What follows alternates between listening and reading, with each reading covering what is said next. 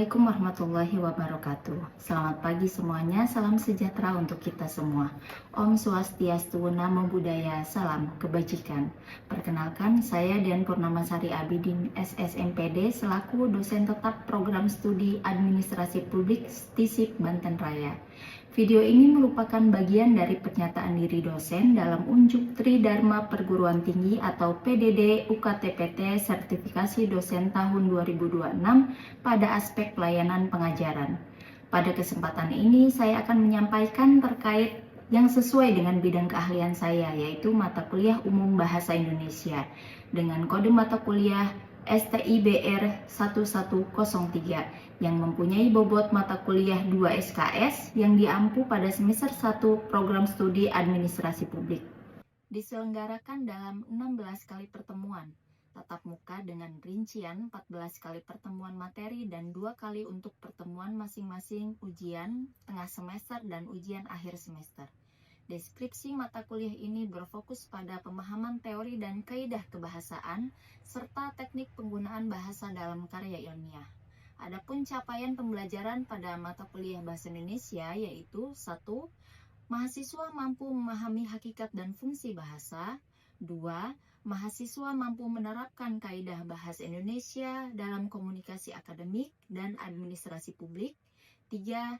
Mahasiswa mampu menerapkan teknik penulisan ilmiah, sitasi, daftar pustaka, dan etika akademik. 4.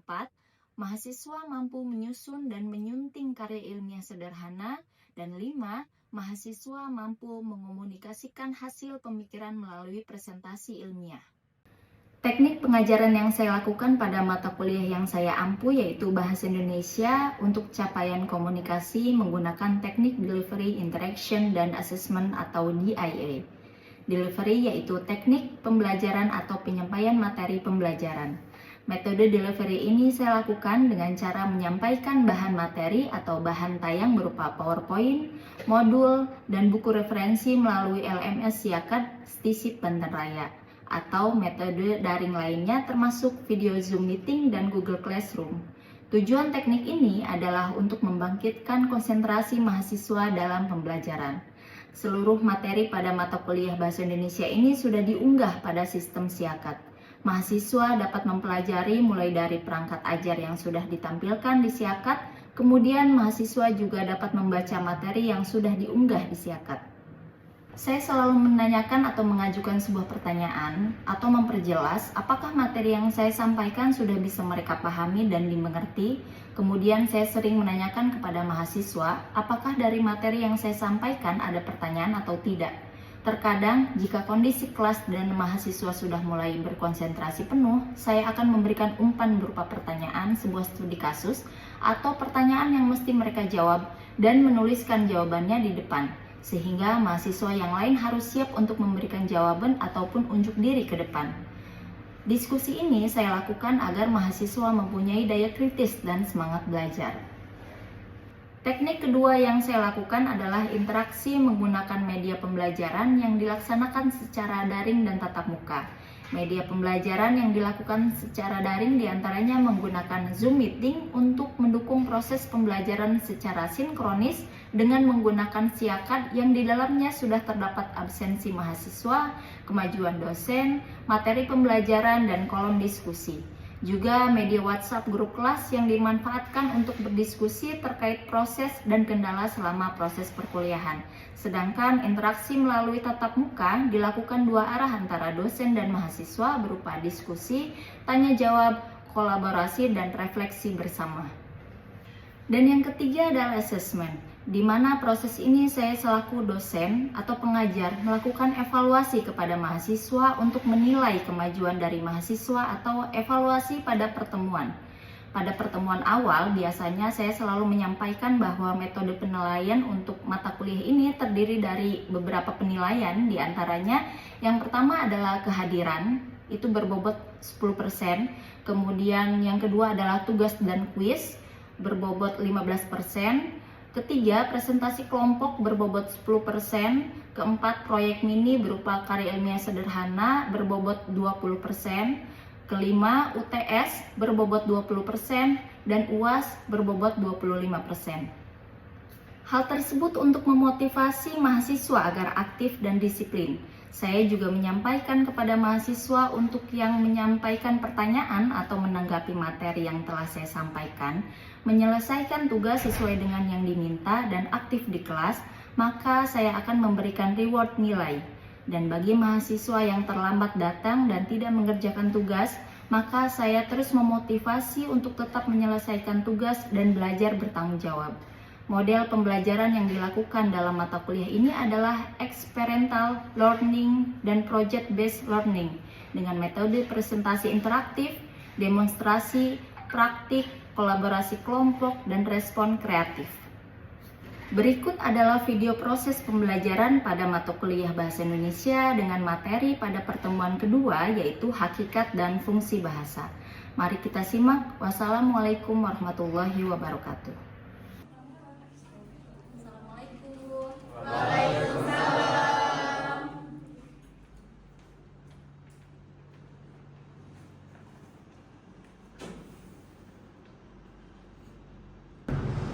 Baik teman-teman, sebelum kita mulai masuk ke materi, saya mau ini dulu ya, lihat siakat. Silakan teman-teman isi presensi masing-masing ya, di siakat silakan dibuka.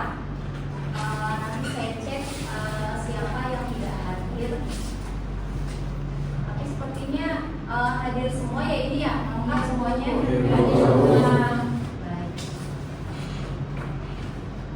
Baik teman-teman, sebelum saya masuk ke penjelasan materi, saya mau menjelaskan dulu bahwa kita hari ini ada di pertemuan kedua ya. Setelah kemarin kita ada kontrak kuliah di pertemuan pertama, kemudian ini adalah pertemuan kedua sesuai dengan MPS yang telah saya jelaskan sebelumnya. Di pertemuan pertama bahwa kita ada 16 pertemuan. 14 pertemuan itu adalah materi tatap muka ataupun mungkin nanti ada Zoom ataupun Google Meet, dan 2 pertemuan itu adalah UTS dan UAS. Kemudian juga nanti kita ada kuis dan tugas. Nah, sebelum saya masuk ke materi hari ini, yaitu tentang hakikat dan fungsi bahasa, terlebih dahulu saya mau tahu nih teman-teman, seberapa luas pengetahuan teman-teman tentang bahasa. Saya mau bertanya, menurut teman-teman nih, ini berlaku untuk siapa aja ya, menurut teman-teman, apa yang dimaksud dengan bahasa? Siapa yang mau jawab? Baik, Bu Hansa. Jadi Bu, kalau menurut saya ya, bahasa adalah alat komunikasi yang digunakan oleh manusia untuk menyampaikan perasaan, pikiran, dan informasi kepada orang lain, Bu. Yang tepat Hansa, terima kasih banyak untuk pendapatnya. Kemudian satu lagi saya mau mengajukan pertanyaan ini, saya mau tahu seberapa jauh pengetahuan teman-teman tentang bahasa. Menurut teman-teman, kenapa sih manusia itu membutuhkan bahasa dalam komunikasi sehari-hari? Siapa yang menjawab? Baik, Baru. Karena dengan adanya bahasa manusia dapat berinteraksi, bekerja sama, dan bertukar informasi dan membangun hubungan sosial. Baik, tepat sekali. Beri tepuk tangan untuk Baru. Baik, terima kasih tadi, luar biasa jawaban teman-teman. Berarti teman-teman sudah paham secara umum tentang bahasa itu apa. Nah, baik, kita mulai masuk ke pembahasan ya. Kita belajar tentang hakikat dan fungsi bahasa. Kita lihat dari hakikat dulu ya. Hakikat bahasa. Hakikat itu apa sih? Sebelum kita masuk ke penjelasan hakikat bahasa, jadi kita harus tahu dulu yang namanya hakikat itu apa. Nah, menurut KBBI ya, hakikat itu adalah intisari atau dasar ya. Jadi kalau hakikat bahasa menurut dari KBBI adalah intisari atau dasar bahasa ya. Nah, menurut ahli bahasa Harimurti Fikri Dalaksana ini, hakikat bahasa itu adalah sistem lambang bunyi yang arbitrer ya, yang digunakan oleh para anggota kelompok sosial untuk bekerja sama, berkomunikasi, dan mengidentifikasi diri. Nah, kemudian selanjutnya menurut ahli bahasa juga Parera menyebutkan bahwa hakikat bahasa adalah alat untuk berkomunikasi. Berkomunikasi itu apa? Berperan untuk memudahkan orang lain melakukan interaksi dengan orang lain. Gitu. Jadi itu adalah hakikat bahasa. Nah, kemudian dari hakikat bahasa ini ciri-ciri hakikat bahasa. Teman-teman bisa lihat ada berapa poin di sini? Ada 6 poin. Oke, yang pertama ada bunyi atau ujaran, kemudian lambang atau simbol, arbitrer atau mana suka, konvensional, sistem, dan dinamis. Ini adalah ciri-ciri hakikat bahasa. Setelah tadi teman-teman tahu bahwa definisi dari hakikat bahasa dari dua arti bahasa, yaitu Hari Multikrida Laksana dan Parera. Sekarang masuk ke ciri-ciri hakikat bahasa. Kita mulai dari yang pertama ya, bunyi atau ujaran. Nah, bunyi atau ujaran. Nah, bahasa ternyata teman-teman itu adalah bunyi atau ujaran. Jadi bahasa itu adalah atau ujaran itu mengimplikasikan bahwa media komunikasi yang paling penting itu adalah bunyi. Bunyi itu apa yang dimaksud dengan ujaran? Adalah bunyi yang dikeluarkan oleh alat pita suara manusia. Ya, jadi komunikasi itu tidak hanya berupa bahasa, memang ada juga yang berupa gerakan, misalnya begini, atau misalnya mimik muka, itu juga merupakan komunikasi. Tapi yang dinamakan dengan bahasa yang dijadikan alat komunikasi itu adalah bunyi yang dikeluarkan oleh alat pita suara manusia. Ya, sampai sini paham tentang bunyi atau ujaran? Nah, karena bahasa itu adalah bunyi atau ujaran yang dikeluarkan oleh alat pita suara manusia, maka bunyi tersebut dijadikan lambang atau simbol, ya teman-teman. Nah, simbol itu apa? Simbol adalah sesuatu yang dapat mewakilkan ide, perasaan, pikiran, benda dan tindakan secara arbitrer atau acak. Nah, itu simbol. Kemudian kata adalah bagian dari simbol. Kata itu bisa kata yang diucapkan secara lisan maupun kata yang ditulis lewat tulisan, ya. Jadi bunyi berupa kata atau tulisan berupa kata itu merupakan lambang atau simbol, ya. Kemudian simbol itu hidup dan digunakan oleh kelompok masyarakat tertentu. Kemudian simbolis ini, kata itu bersifat simbolis karena tidak mempunyai hubungan langsung dengan apa? Dengan kenyataan yang diacunya, ya. Kemudian contohnya kata dalam tulisan ini, teman-teman bisa lihat ada huruf B, ada huruf U, ada huruf K, ada huruf U, ya. Ini kalau saya tulis namanya bahasa dalam bentuk tulisan. Tapi ketika saya ucapkan, berarti tulisan ini dia bahasa dalam bentuk lisan, buku. Jadi simbol yang saya ucapkan buku dan simbol tulisan buku itu tidak ada hubungannya dengan bentuk buku itu sendiri, ya, dengan benda buku itu sendiri. Paham? Paham. Dari sini itu yang kedua, ya. Di contohnya huruf B, U, K, U. Nah, kumpulan huruf ini ya menjadi kata buku, tidak ada hubungannya langsung dengan benda buku itu sendiri, ya. Itu salah satu contoh benda buku. Bisa juga kursi, bisa juga hordeng, bisa juga pakaian, bisa juga misalnya handphone gitu. Misalnya saya mengucapkan handphone itu tidak ada hubungan langsung dengan bentuk handphone itu sendiri. Itu hanya sekedar contoh. Nah, itu ciri hakikat bahasa yang kedua. Yang pertama tadi bunyi atau ujaran. Kemudian yang kedua simbol atau lambang. Nah, sekarang kita masuk yang ketiga.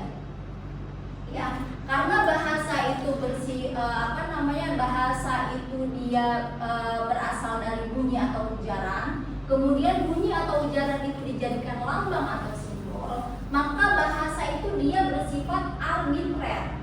Ya, apa sih arbitrer itu? Arbitrer itu artinya adalah mana suka, asal bunyi, acak, atau tidak ada hubungan logis antara kata sebagai simbol dengan yang dilambangkan. Apa sih yang dilambangkan? Yang dilambangkan itu bendanya, ya, benda yang dirujuknya, kenyataannya, gitu. Nah, arbitrer berarti dipilih secara acak tanpa alasan, tidak ada alasan.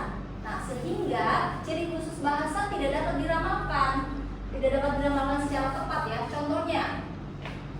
Contohnya, misalnya saya memakai jam tangan. Kalau di bahasa Indonesia ini adalah jam tangan, ya. Kalau Ya, kalau bahasa Arab sa'atun, ya. Padahal satu benda. Tapi kenapa penyebutannya berbeda? Ya, bahasa Indonesia jam tangan, bahasa Inggris watch, bahasa Arab sa'atun. Padahal satu benda. Artinya bahasa itu dia bersifat arbitrer. Ya, kalau dia tidak arbitrer, satu benda di seluruh dunia itu penyebutannya sama, tidak ada yang berbeda. Gitu. Ya, sampai sini bisa. Ini bisa memahami teman-teman? Bisa. Oke. Nah, ini yang dimaksud dengan arbitrer. Jadi tidak ada alasan atau ciri khusus kenapa bahasa itu bisa diramalkan secara tepat. Kenapa? Karena dia sifatnya arbitrer, sifatnya acak, sifatnya mana suka, sifatnya asal bunyi, gitu. Ya. Nah, kemudian kita masuk ke ciri selanjutnya. Nah, karena bahasa itu dia bersifat acak, ya, maka bahasa itu harus disepakati. Kalau tidak disepakati nanti berantakan. Ya, karena bahasa itu digunakan sebagai alat komunikasi antar individu, baik antar individu bisa 2 orang, bisa 3 orang. Kalau individu aja 1 orang berbicara sendiri artinya apa? Nah, iya, gila. Jadi komunikasi itu harus 2 arah. Yang minimalnya ada 2 orang. Ada pembicara, ada lawan bicara. Ada penutur, ada lawan tutur. Itu baru komunikasi berfungsi. Nah, itulah fungsi bahasa untuk dijadikan interaksi. Nah, karena bahasa itu dia bersifat arbitrer, maka bahasa itu harus disepakati konvensional, ya, karena oleh kelompok masyarakat tertentu. Gitu. Nah, ini konvensional itu apa? Dapat diartikan sebagai satu pandangan atau anggapan bahwa kata-kata sebagai lambang tidak memiliki hubungan intrinsik, tidak memiliki hubungan langsung dengan apa? Dengan objeknya. Apa sih objeknya? Objeknya itu adalah bendanya, kenyataannya. Contohnya tadi misalnya ini jam tangan. Nah, ini bendanya, kenyataannya, ini objeknya. Ya. Kemudian tetapi berdasarkan kebiasaan, kesepakatan atau persetujuan dari kelompok masyarakat. Baik itu minimal misalnya 2 orang, 3 orang ataupun lebih gitu. Karena yang namanya manusia itu adalah makhluk sosial. Dia tidak bisa hidup sendiri, tidak bisa berdiri sendiri. Dia memerlukan kelompok untuk bertahan hidup.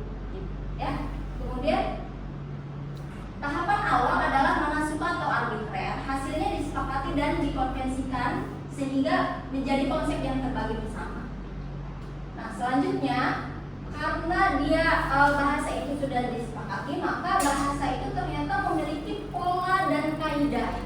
Ya, pola kaidah yang apa? Yang harus ditaati agar mudah dipahami oleh pemakainya. Siapa pemakainya? Kita semuanya, masyarakat. Jadi saya, Anda, masyarakat pada umumnya, akademisi, mahasiswa, semuanya, seluruh masyarakat yang menggunakan bahasa yang digunakan sebagai interaksi, dia harus memenuhi pola dan kaidah supaya lawan tuturnya atau masyarakat pada umumnya bisa memahami apa yang dibicarakan atau yang disampaikan atau yang ingin didapatkan informasinya. Ya, kemudian nah, contohnya kaidah kebahasaan itu contohnya, salah satu contohnya yang sangat sederhana itu adalah UED atau kalau dulu itu di zaman saya disebutnya dengan EYD. Ya, aturan sederhana dalam kebahasaan itu minimalnya kalau Anda membuat kalimat supaya mudah dipahami orang lain itu harus ada SP, subjek, predikat. Minimalnya harus ada subjek dan predikat. Kalau subjek saja tidak bisa dipahami, kalau predikat saja tidak bisa dipahami. Objek itu adalah keterangan, sifatnya sunnah. Yang wajib itu adalah subjek predikat, itu wajibnya. Subjek dulu baru predikatnya. Tidak bisa dibalik, predikat dulu, subjek dulu, tidak bisa. Karena nanti mengubah arti atau makna gitu. Nah, itu adalah pola atau kaidah, contoh pola atau kaidah dalam kebahasaan gitu. Kenapa bahasa itu harus diatur? Karena supaya mudah dipahami oleh lawan bicara atau lawan tutur, ya. Kemudian bahasa itu harus diatur, bahasa itu bersistem. Ternyata bahasa juga dia sifatnya dinamis dan selalu berubah. Kenapa sih bahasa itu selalu berubah? Ya, karena apa? Karena dunia yang kita tempati ini selalu mengalami perkembangan dan perubahan sesuai dengan perkembangan zaman. Ya, manusia itu kan tidak ada yang abadi, nggak akan selamanya dia hidup terus. Ya,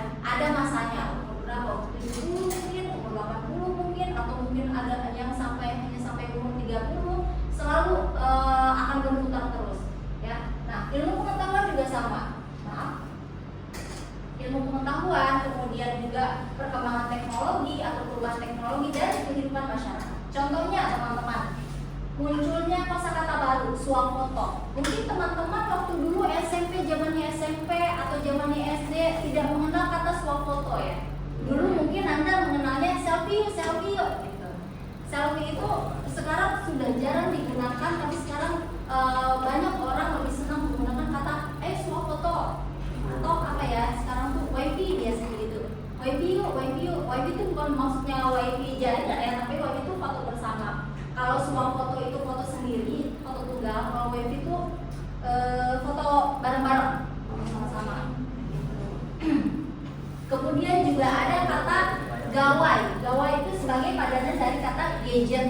Nah, kalau misalnya ada banyak yang menggunakan kata gadget gitu. Nah, itu sekarang banyak juga yang menggunakan kata gawai sebagai padanannya. Atau mungkin teman-teman nih lulusan COVID, daring dan luring ya. Itu sudah kita semuanya sudah saling mengenal. Ini pertemuannya daring atau luring gitu ya. Itu pasti sudah hafal teman-teman yang lulusan COVID waktu sekolahnya ya.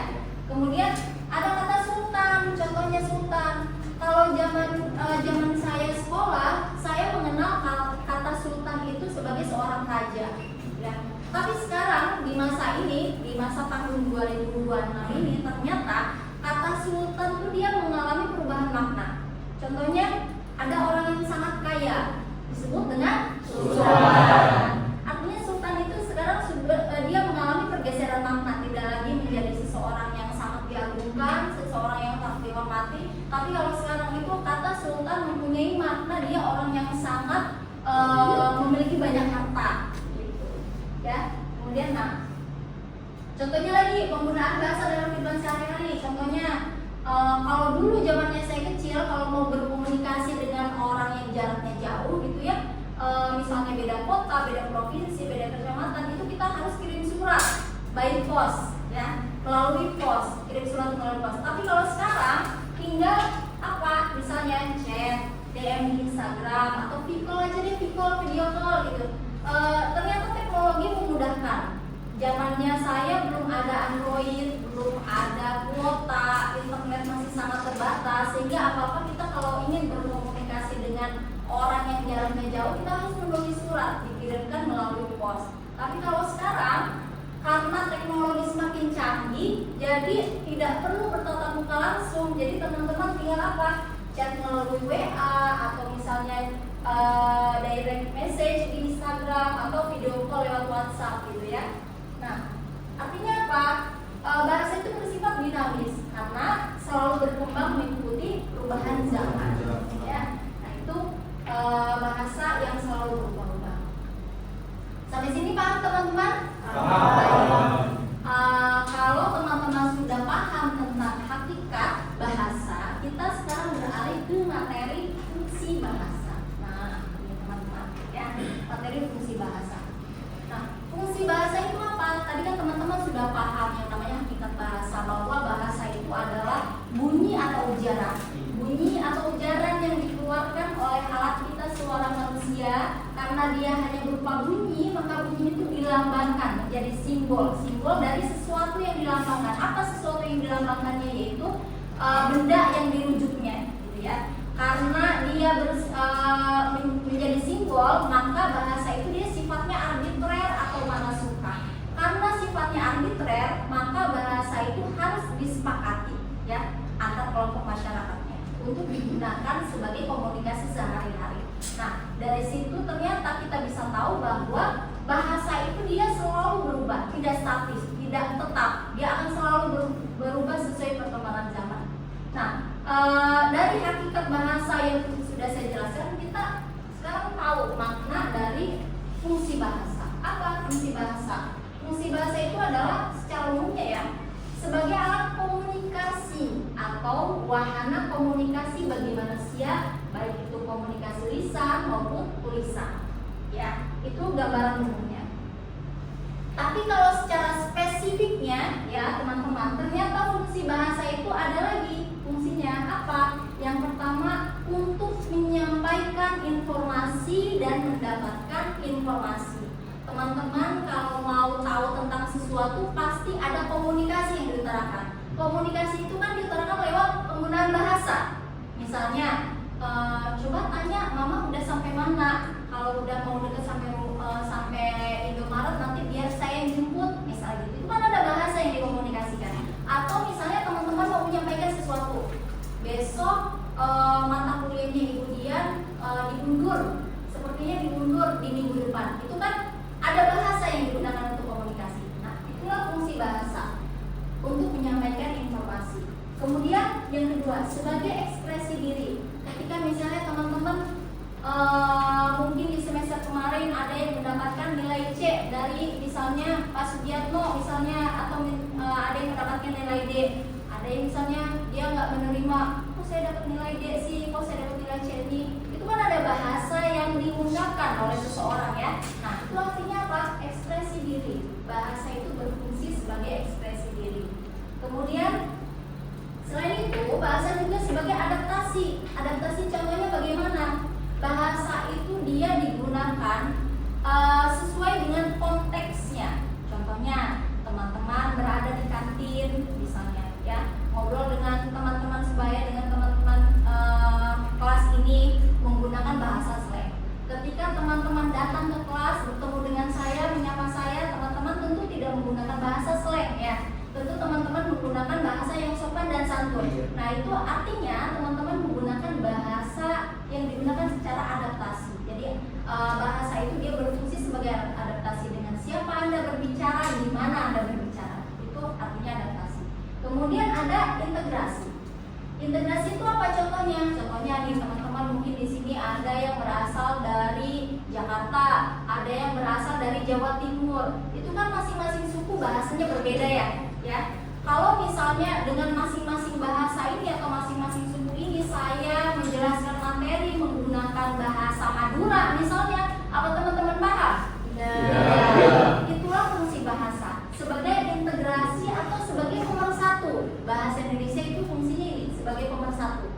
Jadi dengan saya menggunakan bahasa Indonesia dalam menjelaskan materi, maka teman-teman bisa memahami penjelasan yang saya sampaikan ya. Kemudian fungsi yang terakhir itu adalah sebagai kontrol sosial. Apa maksudnya kontrol sosial? Jadi bahasa itu dia mempunyai peran untuk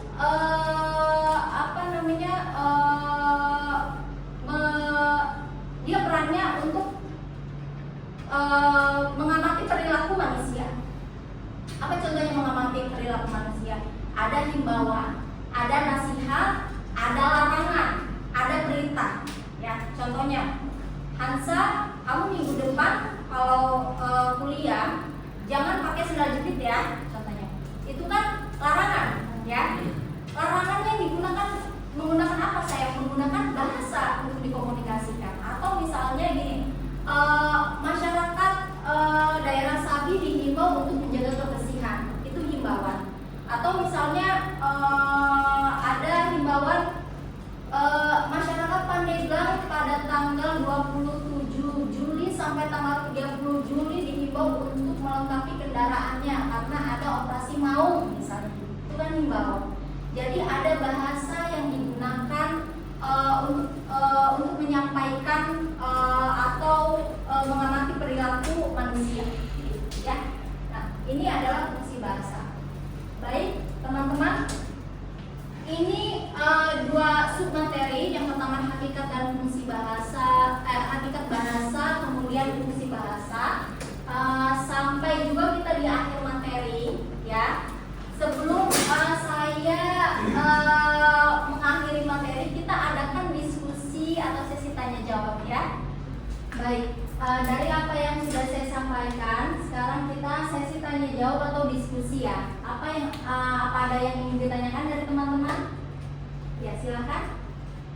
Izin bertanya Bu, Ya. Menurut Ibu apakah bahasa dan komunikasi itu memiliki arti yang sama? Baik, pertanyaan yang bagus. Dengan siapa? Ratu Syifa. Ratu Syifa. Baik, Ratu Syifa. Jadi begini teman-teman, bahasa dan komunikasi itu tidak sama ya. Kalau bahasa itu adalah alat untuk berkomunikasi, jadi teman-teman harus bisa membedakan. Bahasa itu adalah alat untuk berkomunikasi. Mungkin yang teman-teman tahu yang dipelajari di sekolah, kalau misalnya ditanya bahasa itu apa, bahasa adalah komunikasi. Padahal bahasa itu yang sudah saya sampaikan tadi, Jadi bunyi atau ujaran itu ketika dia dikomunikasikan, bunyi atau ujaran itu dijadikan alat untuk berkomunikasi, ya. Jadi bahasa itu adalah alat berkomunikasi, sedangkan komunikasi itu adalah proses penyampaian. Proses penyampaiannya. Jadi harus bisa membedakan ya teman-teman. Nah, lalu komunikasi itu bisa nggak Bu kalau misalnya selain menggunakan bahasa bisa dengan apa? Isyarat, dengan gerakan atau mimik wajah. Salah satunya adalah bahasa, alat untuk menyampaikan informasi yang dijadikan sebagai komunikasi. Yang kedua misalnya kalau misalnya tidak mempunyai bunyi atau misalnya tunawicara itu kan dia nggak ada bunyi ya dari alat vital suara manusianya. Nah dia bisa menggunakan isyarat untuk komunikasi dengan sesama gitu ya, entah itu lewat isyarat tangan, isyarat mimik wajah atau misalnya gerakan yang lainnya. Atau teman-teman misalnya kita lagi di kelas nih. Kemudian teman-teman kondisinya sedang berisik, kemudian saya mengutuk meja. Itu kan isyarat, artinya apa? Jangan berisik. Gitu ya? Atau siapa paham? Paham gitu ya. Kemudian ada lagi yang ditanyakan? Ya Bu. Ya. Izin bertanya Bu. Ya. Nama Dengan siapa? Kenalkan dulu. Fahmi Hazami Bu. Oke, Pak Hazami. Silakan. Kenapa sih Bu bahasa itu disebut bersifat arbitrer? Baik, pertanyaan yang bagus. Seperti yang sudah saya jelaskan tadi ya, kenapa bahasa itu bersifat arbitrer? Karena bahasa itu dia tidak ada hubungan langsung antara simbol atau lambang dengan kenyataannya, ya. Tidak ada hubungan langsung. Contohnya saya mengucapkan kata kursi, atau misalnya saya menuliskan di papan tulis tulisan KURSI, ya. Itu tidak ada hubungan langsung antara lisan maupun tulisan dengan misalnya benda ini yang saya duduki, kursi, ya, tidak ada hubungan langsung. Jadi teman-teman itu bisa menyebut benda ini selain kursi. Misalnya mau menyebut benda ini apa? Misalnya mau menyebut benda ini manusia, boleh. Kenapa? Karena bahasa itu sifatnya arbitrer, acak, mana suka, asal bunyi, asal sebut.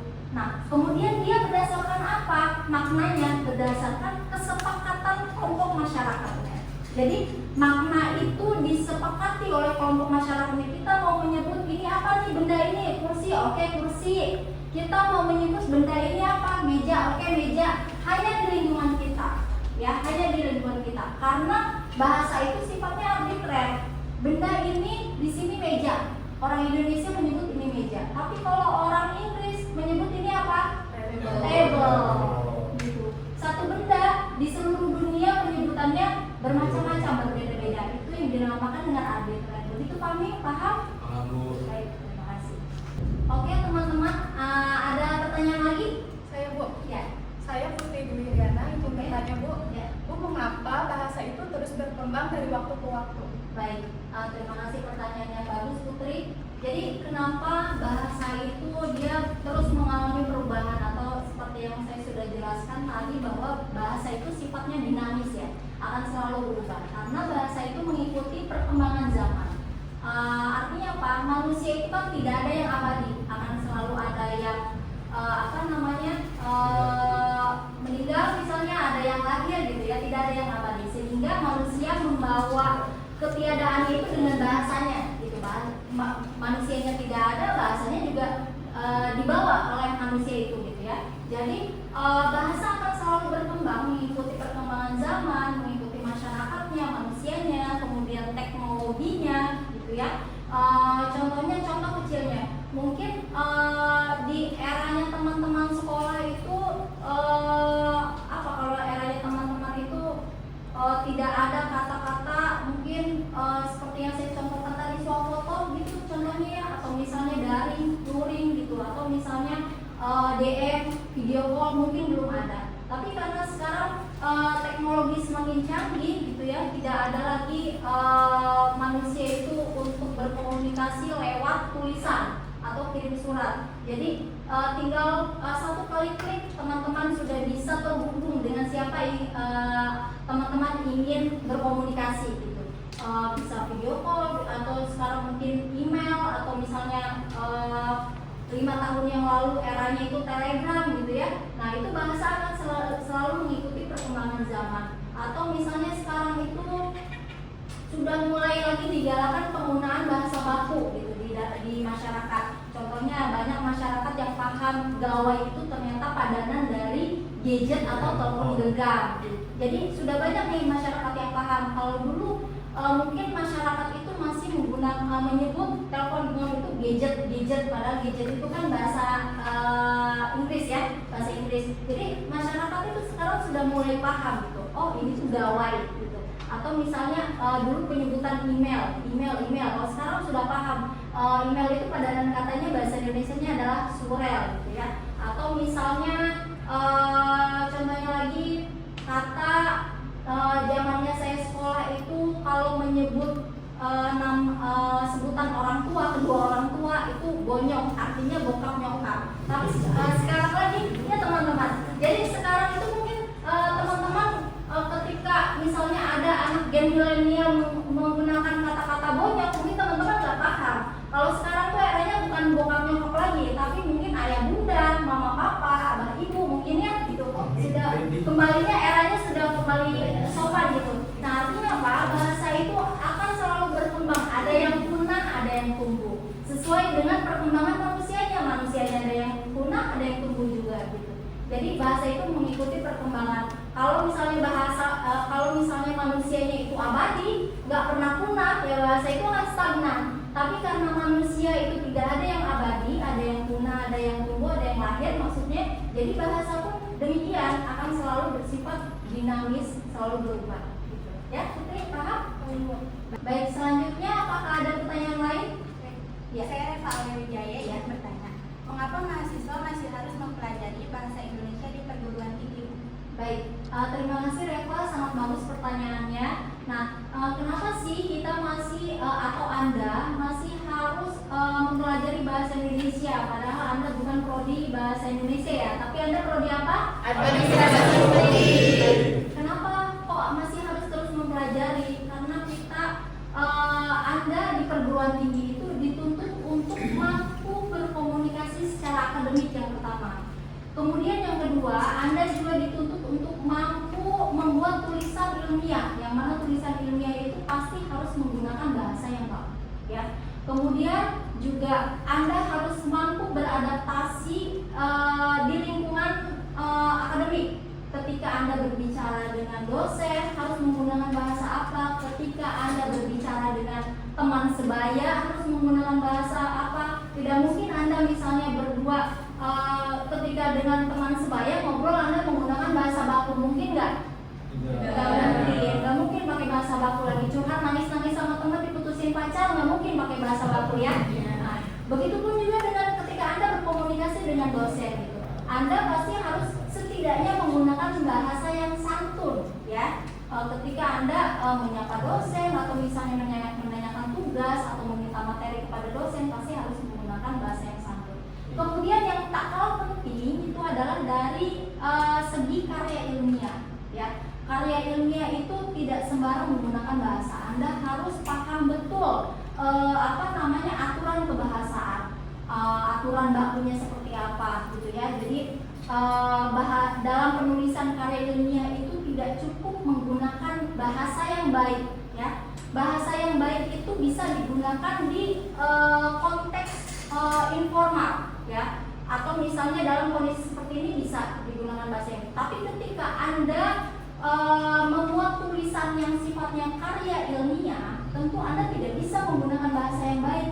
Anda harus menggunakan bahasa yang baku, yang sesuai dengan kaidah kebahasaan itu apa? Yaitu EYD atau UED tadi, gitu ya. Makanya kenapa walaupun Anda bukan prodi bahasa Indonesia, Anda ada di prodi administrasi publik, Anda tetap membutuhkan yang namanya materi tentang bahasa Indonesia. Itu Reva paham? Baik, karena kita waktunya tinggal sedikit lagi ya, jadi satu pertanyaan lagi dari teman-teman yang bisa diajukan. Silakan, ada lagi pertanyaan? Saya Bu. Baik. Saya ada Bunda Febriani, izin bertanya. Menurut Ibu, mana yang lebih penting, menggunakan bahasa yang benar atau menggunakan bahasa yang mudah dipahami? Baik, sangat bagus pertanyaannya. Jadi teman-teman, keduanya sangat penting ya. Ketika Anda menggunakan bahasa yang baik, itu dengan siapa Anda berbicara. Jadi ketika ketika Anda berkomunikasi itu Anda harus tahu dulu nih lawan bicaranya siapa. Apakah lawan bicaranya itu orang tua, atau misalnya teman sebaya, atau misalnya dosen, atau misalnya guru ngajinya, dengan siapa Anda berbicara. Kalau Anda berbicara dengan umurnya yang lebih tua, misalnya orang tua, atau dosennya, pengajarnya, atau misalnya guru ngajinya, atau siapapun itu yang lebih tua, tentu Anda tidak akan menggunakan bahasa yang biasa digunakan dengan teman ya. Tentunya Anda harus menggunakan bahasa yang baik. Kemudian ketika Anda berbicara dengan orang yang misalnya baru pertama kali bertemu, mungkin Anda tidak hanya menggunakan bahasa yang baik, tetapi juga menggunakan bahasa yang sesuai dengan kaidah, sedikit baku atau misalnya bahasa resmi gitu. Nah, kemudian ketika Anda menulis karya ilmiah, Anda tentu tidak lagi menggunakan bahasa yang baik, tapi Anda harus menggunakan bahasa yang baku. Tidak boleh menggunakan yang bahasa yang baik. Yang baik itu, bahasa yang baik itu dikomunikasikan secara lisan, bukan tulisan. Ya, boleh dikomunikasikan secara tulisan, tapi bentuknya bukan karya ilmiah. Contohnya apa? Contohnya lagu. Contohnya lagi apa? Cerpen, misalnya menulis cerpen, menulis novel, itu bisa menggunakan bahasa yang baik. Tapi kalau dalam bentuk karya ilmiah, Anda dilarang keras menggunakan bahasa yang baik.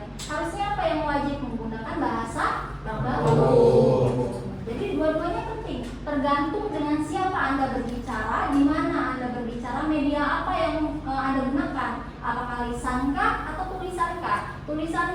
Media tulisan juga dibagi lagi, media tulisannya misalnya sifatnya hiburankah atau misalnya karya ilmiahkah gitu. Kalau hiburan Anda bisa menggunakan bahasa yang baik, tapi kalau karya ilmiah Anda harus menggunakan bahasa baik, gitu ya, paham? Baik, teman-teman, terima kasih untuk pertanyaan dan pendapat yang disampaikan ya. Sangat bagus pertanyaan yang disampaikan oleh teman-teman dari apa yang sudah saya sampaikan ya. Nah, sekarang saya ingin mengajak teman-teman untuk merefleksikan materi dari apa yang sudah saya jelaskan tadi. Saya ingin bertanya kepada teman-teman, kenapa sih bahasa itu tidak hanya berfungsi sebagai alat komunikasi, tetapi juga sebagai alat pemersatu bangsa atau sebagai integrasi? Ada yang mau jawab? Ya, baik. Menjawab, karena bahasa Indonesia digunakan oleh masyarakat dari berbagai suku dan daerah, sehingga memudahkan komunikasi serta memperkuat kesatuan meskipun memiliki latar belakang budaya yang berbeda. Baik, terima kasih. Jawaban yang bagus. Jadi itu ya teman-teman, bahasa itu tidak hanya berfungsi sebagai alat komunikasi, tetapi juga sebagai alat pemersatu bangsa. Seperti yang sudah saya jelaskan tadi bahwa bahasa itu tidak hanya sebagai alat untuk berinteraksi, tetapi juga dia sebagai alat integrasi. Misalnya karena apa? Karena kita terdiri dari berbagai macam suku, terdiri dari berbagai macam bahasa. Kalau misalnya kita membawa keegoisan bahasa masing-masing, teman-teman tidak akan mendapatkan ilmu, tidak akan mendapatkan informasi apapun. Disitulah fungsi dari kedudukan bahasa Indonesia sebagai identitas bangsa, sebagai identitas negara, dan sebagai alat pemersatu bangsa. Ya, jadi dengan adanya bahasa Indonesia, teman-teman meninggalkan bahasa yang teman-teman miliki. Entah itu misalnya bahasa Jawa, bahasa Madura, bahasa Sulawesi, atau misalnya bahasa yang lainnya. Teman-teman di sini hanya menggunakan bahasa Indonesia untuk berintegrasi komunikasi, gitu ya. Baik, teman-teman, setelah kita merefleksikan materi dari apa yang sudah saya sampaikan, apa ada yang ingin ditanyakan lagi? Ya.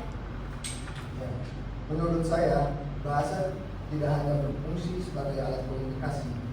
Bahasa memang digunakan untuk menyampaikan informasi, tapi juga memiliki fungsi lain.